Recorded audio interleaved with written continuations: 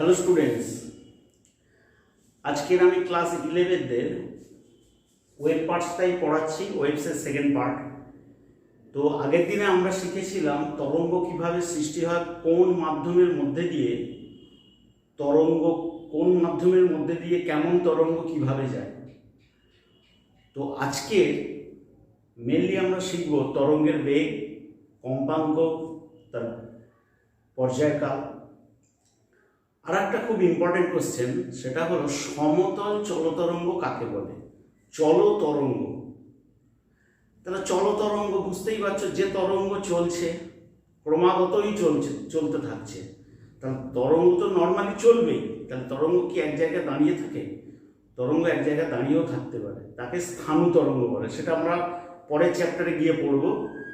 তো আপাতত আমরা দেখি যে চলতরঙ্গ, এবং কিরম চলতরঙ্গ? সমতল চলতরঙ্গ, অর্থাৎ পার্টিকুলার কোনো তল বরাবর স্থিতিস্থাপক মাধ্যমে কণা কম্পন যদি হয়, তাদের সমষ্টিগত আন্দোলনে তরঙ্গ যখন ওই তল বরাবর বিস্তার লাভ করে, তখনই তাকে বলা হবে সমতল চলতরঙ্গ। যেমন মনে করো, আমরা যদি এইরকম একটা সারফেস আঁকি, এই একটা সারফেস, এই একটা সারফেস, এই, তাহলে এই একটা সারফেস অনুভূমিক তল, আর এই একটা সারফেস হলো তার সঙ্গে লম্ব তল। যদি কোনো কণা, আচ্ছা তার আগে বলি, এই তলটাকে আমরা যদি এটাকে মূলবিন্দু, এটাকে এক্স অক্ষ, এটাকে ওয়াই অক্ষ যদি ধরি, তাহলে এক্স ওয়াই তল হলো এটা, আর এটা হলো এক্স জেড তল। লক্ষ্য করো, এটা হলো কোন তল? এটা হলো এক্স জেড তল। এই নিচের এই তলটা হলো এক্স জেড তল, আর এটা হলো এক্স ওয়াই তল। এইবার কোন তরঙ্গ যদি এইভাবে গতিশীল হয়, তাহলে এটা এক্স ওয়াই তল বরাবর গতিশীল, অর্থাৎ এক্স ওয়াই তল বরাবর চলতরঙ্গ বিস্তার লাভ করছে। আবার আমরা যদি বলি তরঙ্গ এই তল বরাবর আছে, তরঙ্গ ধরো এই তল বরাবর আন্দোলিত হচ্ছে, হতেই পারে, তাহলে সেটা হলো এক্স জেড তলে, এও চলতরঙ্গ। এই যে লাল কালারের যেটা আঁকছি, এটাও চলতরঙ্গ, আগেরটা যেটা এঁকেছিলাম ওটাও চলতরঙ্গ। তাহলে বিভিন্ন তল বরাবর চলতরঙ্গ অগ্রসর হচ্ছে। তাহলে চলতরঙ্গ কি? ফের আরেকবার বলছি, যে স্থিতিস্থাপক মাধ্যমের কণাগুলোর কম্পন হচ্ছে কোনো পার্টিকুলার তল বরাবর, তাহলে তরঙ্গ সেই তল বরাবর ক্রমাগত যদি অগ্রসর হয়, তাহলে সেটাই হবে সমতল চলতরঙ্গ। এইবারে আমরা দেখব যে চলতরঙ্গের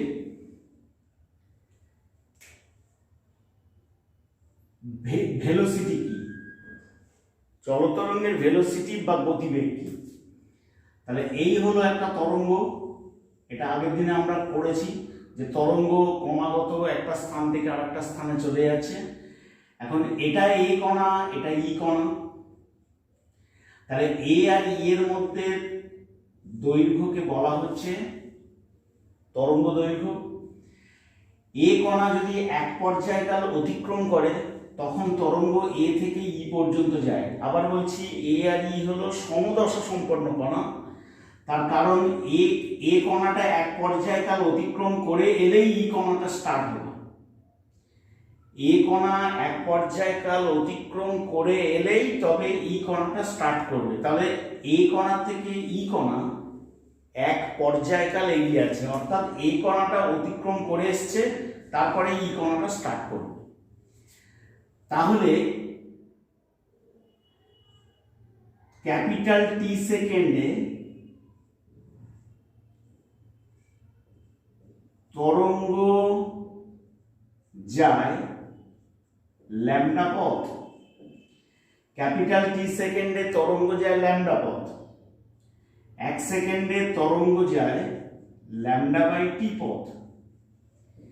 1 সেকেন্ডে তরঙ্গ যায় ল্যামডা বাই টি পথ, একে কি বলবো? তরঙ্গের ভেলোসিটি। কারণ দেখো 1 সেকেন্ডে যে পথ যায় তাকেই বলা হয় বেগ। তাহলে এটাই হবে তরঙ্গের ভেলোসিটি ভি। আবার আমরা জানি পর্যায়কাল ইকুয়াল টু 1 বাই কম্পাঙ্ক বা কম্পাঙ্ক ইকুয়াল টু 1 বাই পর্যায়কাল। তাহলে ভি ইজ ইকুয়াল টু আমরা লিখতে পারি কি এন ল্যামডা। ফ্রিকোয়েন্সি দিয়ে ব্যাখ্যা। এখন তরঙ্গের পর্যায়কাল আর তরঙ্গের ফ্রিকোয়েন্সি কি বলছে? তরঙ্গের পর্যায়কাল মানে ক্যাপিটাল টিটা কণার পর্যায়কালের সঙ্গে সমান। অর্থাৎ এই কণাটা ধরো যতগুলো পর্যায়কাল অতিক্রান্ত করবে তরঙ্গ কিন্তু ততগুলোই হবে। এই কণা যদি 10টা পর্যায়কাল অতিক্রান্ত করে তাহলে 10টা পূর্ণ তরঙ্গই কিন্তু তল বরাবর অগ্রসর হবে।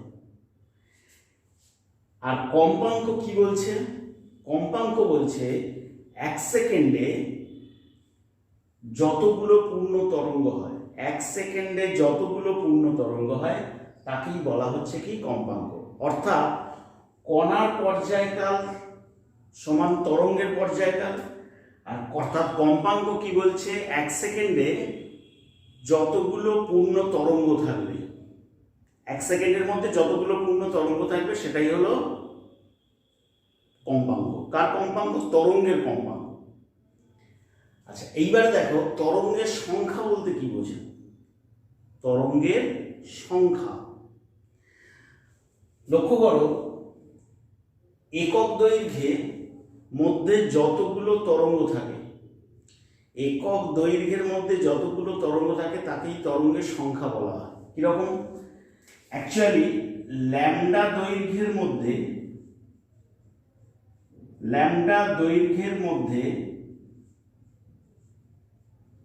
তরঙ্গের সংখ্যা ইজ ইকুয়াল টু 80। ল্যামডা দৈর্ঘ্যের মধ্যে তরঙ্গের সংখ্যা 80, একক দৈর্ঘ্যের মধ্যে তরঙ্গের সংখ্যা 1 বাই ল্যামডা টি। অর্থাৎ একক দৈর্ঘ্যে যতগুলো তরঙ্গের সংখ্যা পাওয়া যায় তার ভ্যালু হলো 1 বাই ল্যামডা। ওকে, আচ্ছা এইবারে আমরা শিখব যে তরঙ্গের ইকুয়েশন। ভেরি ভেরি ইম্পর্টেন্ট, যে চলতরঙ্গ সমীকরণ কি বা চলতরঙ্গের গাণিতিক ইকুয়েশন কি। তো দেখা যাক চলতরঙ্গের, তাহলে আমরা এখন গাণিতিক সমীকরণ নির্ণয় করছি।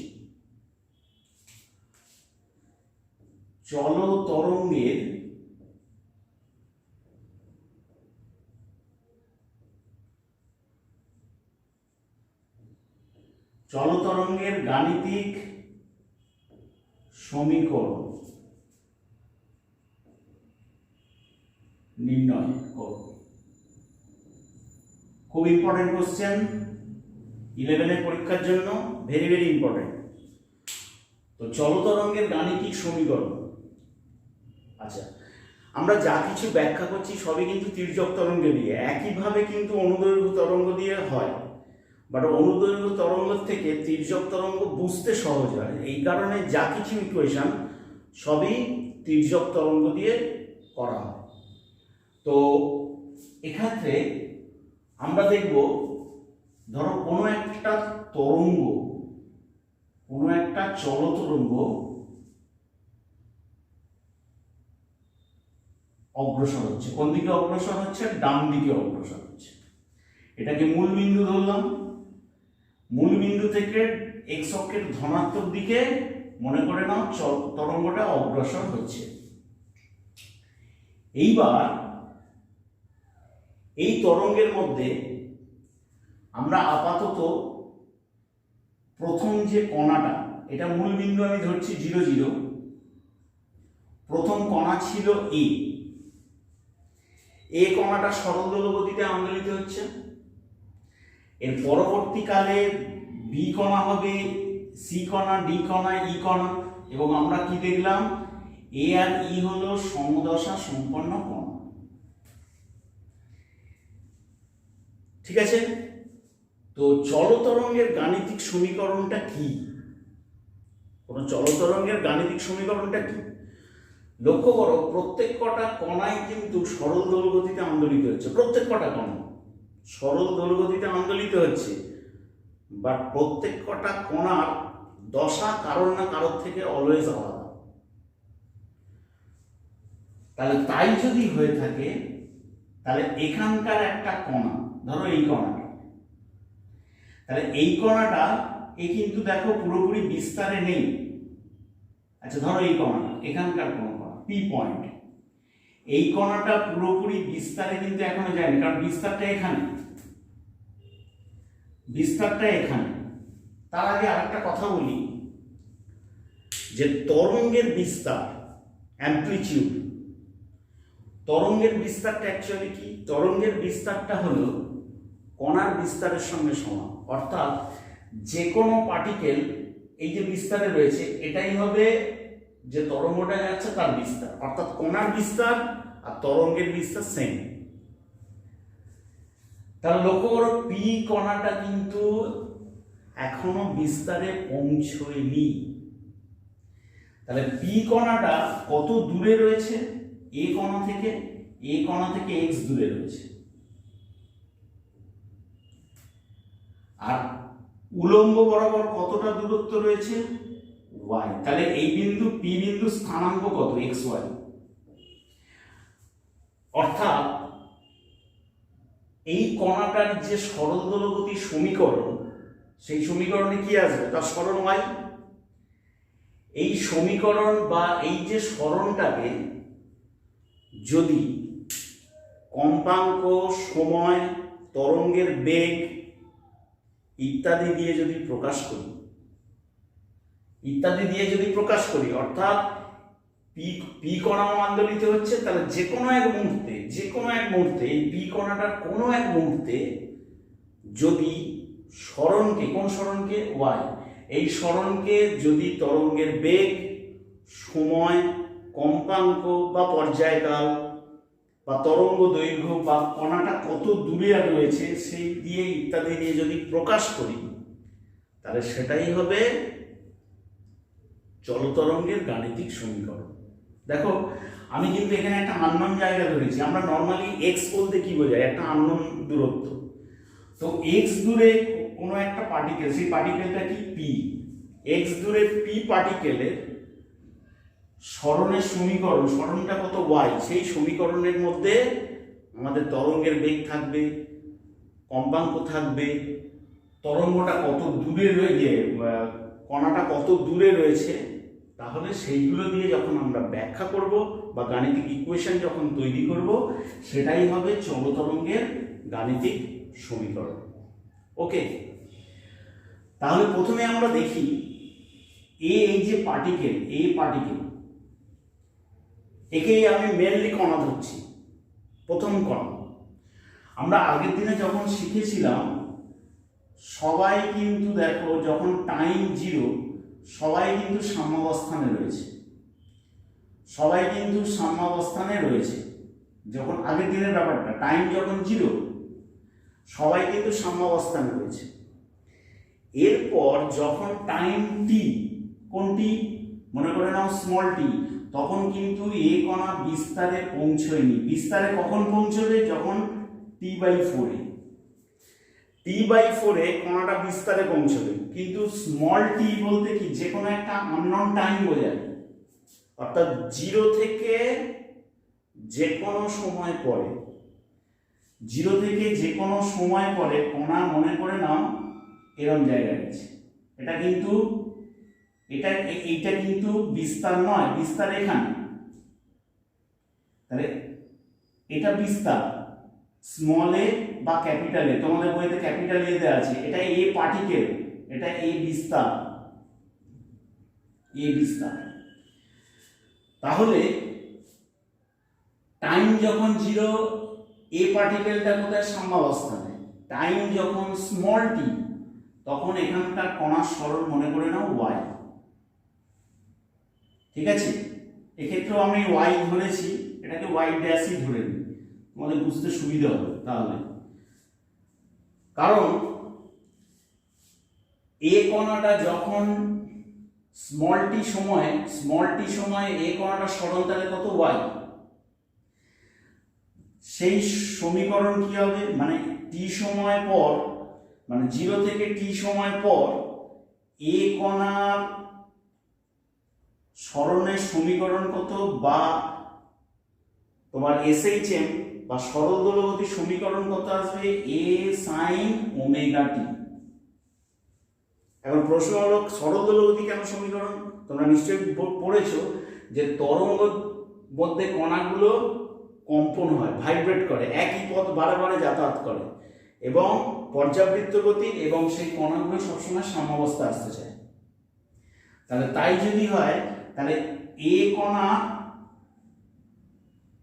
টি সময়ে কণা সরল দোলগতির সমীকরণ হলো এটা। এইবার লক্ষ্য করো, ফার্স্ট হচ্ছে কি এ কণা যাত্রা করেছিল, তার কিছুক্ষণ পরে বি কণা যাত্রা করবে, তাহলে এর থেকে বি কণাটা কি অবশ্যই পিছিয়ে রয়েছে। একইভাবে এর থেকে সি কণা আরো পিছিয়ে রয়েছে, কারণ তরঙ্গটা প্রথমে এ কণাতে যায়, তারপরে বি কণা, তারপরে সি কণা, তারপর ডি কণা, তাহলে পরপর যায়। তাহলে যত দূরত্ব যাবে দশা কিন্তু তত বেশি, দশার পার্থক্য তত বেশি হবে। অর্থাৎ এ কণার দশা যা, বি কণা দশা এ কণার থেকে অনেক পিছিয়ে, সি কণা তার থেকে কম পিছিয়ে, বি কণা তার থেকে কম পিছিয়ে। আমরা যদি তোমাদেরকে মানে আমি যদি এটাকে আরেকটু ভালো করে ব্যাখ্যা করি, লক্ষ্য করো এই তো ব্যাপারটা, সরল দোলগতিটাকে একটু দেখে রাখবে, আমার যে আগের যে ভিডিওগুলো রয়েছে সরল দোলগতিটাকে ভালো করে দেখবে, সেখানে কিন্তু দশা ব্যাপারটা খুব ভালো করে বুঝিয়ে দিয়েছি।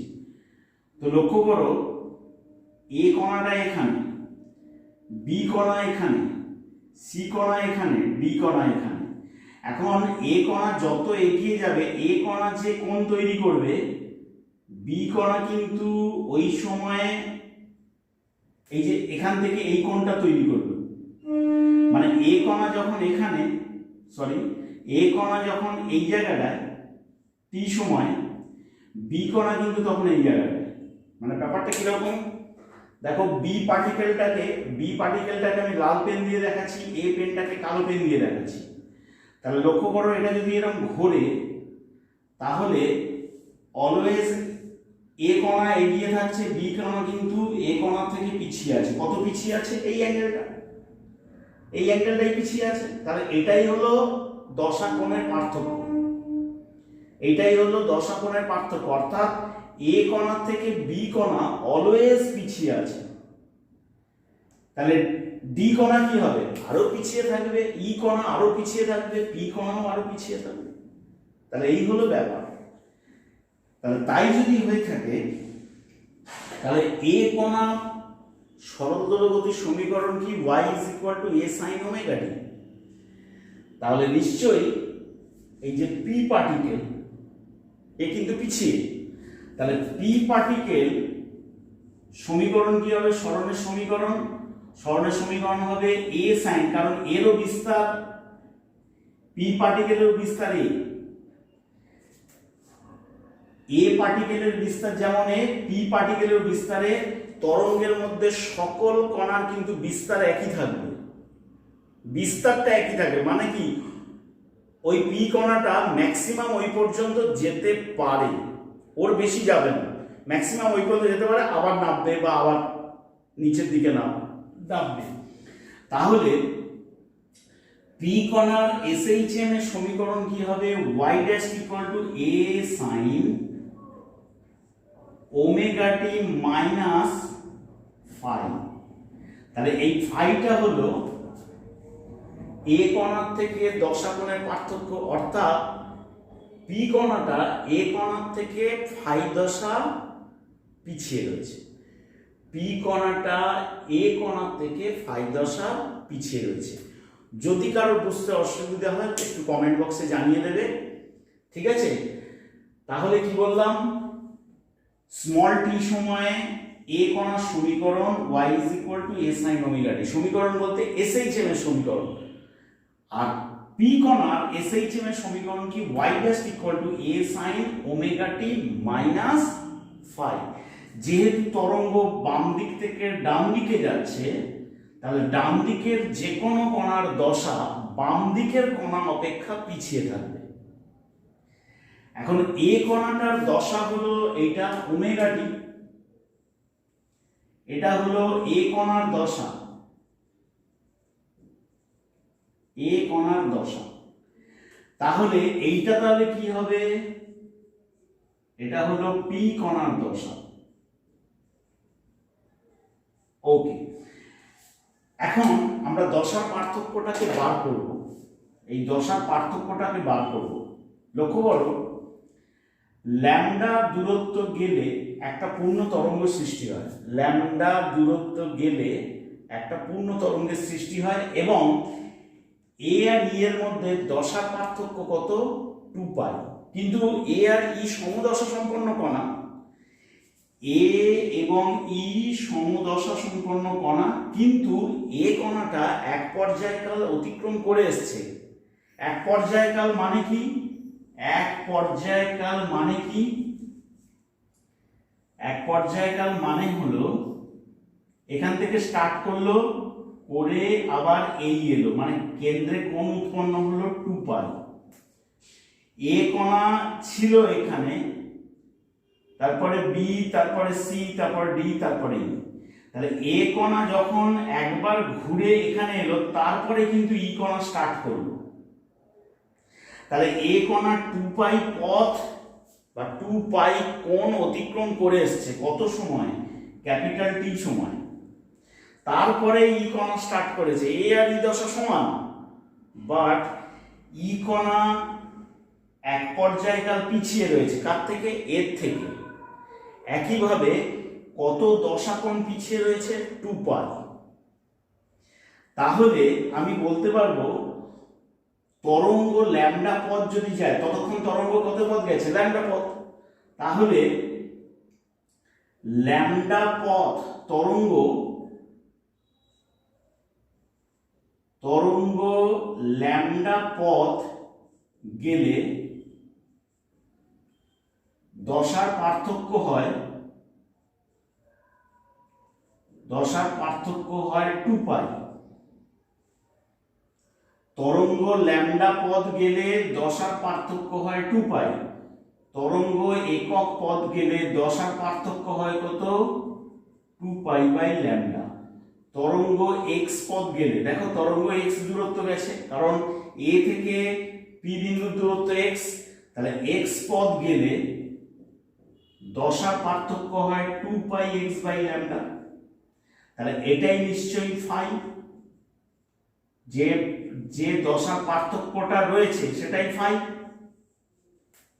তাহলে ফাই হলো দশার পার্থক্য এ আর পি এর মধ্যে। তাহলে এই অবস্থায় ওই সময়ে পি কণার সমীকরণ কি, A sine omega T minus 2 pi X by lambda. আমরা ফাই এর ভ্যালুটাকে পুট করলাম, ফাই এর ভ্যালুটাকে পুট করলাম। তাহলে y dash equal to a sin, লক্ষ্য করো ওমেগা কমন নিয়ে নাও, ওমেগা কমন নিলে t minus 2 pi x omega lambda. লক্ষ্য করো এবার 2 পাই বাই ল্যামডা সমান আমরা কি জানি, 2 pi by lambda, 2 pi by lambda বা 2 পাই বাই ক্যাপিটাল টি, ঠিক আছে, 2 পাই বাই ক্যাপিটাল টি। আচ্ছা, এখান থেকে লক্ষ্য করো ওমেগা, হ্যাঁ এখান থেকে লক্ষ্য করো v ইজ ইকুয়াল টু আমরা কি জানি n ল্যামডা, বা v is equal to lambda by T. তাহলে v is equal to lambda by T মানে লেখা যায় 2 পাই বাই ওমেগা। দেখো 2 পাই বাই ওমেগা, ভালো করে লক্ষ্য করো, পর্যায়কালের সঙ্গে 2 পাই বাই ক্যাপিটাল টি সমান two pi by capital T সমান omega, two pi by capital T সমান ওমেগা, তাহলে টি মানে কত আসবে, টি মানে আসবে টু পাই বাই ওমেগা। তাহলে লক্ষ্য করো এই two pi omega lambda, two pi omega lambda মানে 1 by V, two pi by omega lambda মানে 1 বাই ভি। তাহলে A sine omega small T minus X by V. লক্ষ্য করো এই যে সমীকরণটা, এই সমীকরণটাই হলো চলতরঙ্গের সমীকরণ। তুমি বলবে কেন স্যার এটা চলতরঙ্গের সমীকরণ? লক্ষ্য করো এখানে কৌণিক কম্পাঙ্ক রয়েছে ওমেগা, টাইম রয়েছে, কণাটা কত দূরে মানে তরঙ্গটা কত দূরে, এবং সেই মুহূর্তে তরঙ্গের ভেলোসিটি কত ভি।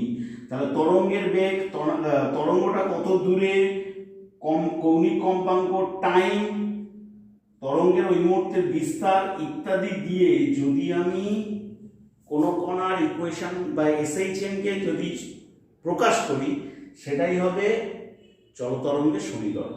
তাহলে এটা হলো চলতরঙ্গের সমীকরণ। এইবারে দেখো এই চলতরঙ্গের সমীকরণ মানে এই সমীকরণটা ছাড়াও অন্য সমীকরণ দিয়ে আমরা এটাকে ব্যাখ্যা করতে পারি। কি ব্যাখ্যা করতে পারি? লক্ষ্য করো আমরা যদি এখান থেকে দেখি এই লাইনটা থেকে y dash equal to a sin omega মানে 2 pi by capital T into small T minus 2 pi x by lambda, এগুলোও কিন্তু এক একটা তরঙ্গের সমীকরণ হচ্ছে। শুধু যে এটাই তরঙ্গের সমীকরণ তা না, এটাকেও চলতরঙ্গের সমীকরণ বলা যায়। তাহলে a sin দেখো তো 2 পাই 1 বাই টি মানে n, এটা দেখো কম্পাঙ্ক দিয়ে প্রকাশ করলাম 2 পাই x বাই ল্যামডা, এটাও কেউ তাহলে চলতরঙ্গের সমীকরণ দিয়ে লিখতে পারি। আচ্ছা okay, y dash equal to a sin 2 pi n মানে কি লিখে যায় v by lambda, v is equal to n lambda ছিল, v is equal to n lambda আজকেই পড়েছি, তাহলে n মানে কি লিখতে পারি v বাই ল্যামডা। তাহলে n is equal to তাহলে v by lambda t minus 2 pi x by lambda. তাহলে এখান থেকে এক কাজ করো y dash equal to a sin 2 pi by lambda common নিয়ে নাও vt মাইনাস x। তাহলে এটাই হবে আরেকটা চলতরঙ্গের ইকুয়েশন। দেখো লক্ষ্য করো তরঙ্গ দৈর্ঘ্য আছে, বেগ আছে, দূরত্ব আছে, টাইম আছে। তাহলে এটাও চলতরঙ্গের ইকুয়েশন এবং এই ইকুয়েশনটাই সবচেয়ে বেশি ব্যবহার হয় মানে গাণিতিক ইকুয়েশনের ক্ষেত্রে। তাহলে এটাই হবে চলতরঙ্গের সমীকরণ। এটাও তেমন সবকটাই কিন্তু চলতরঙ্গের সমীকরণের বিভিন্ন গাণিতিক। আচ্ছা আজকে তাহলে এই পর্যন্তই থাক। এর পরের দিন আমরা তরঙ্গকে বিভিন্ন দশা পার্থক্য দিয়ে প্রকাশ করব, কিভাবে হয় না হয় সেগুলো আমরা জানব। ওকে, বাই।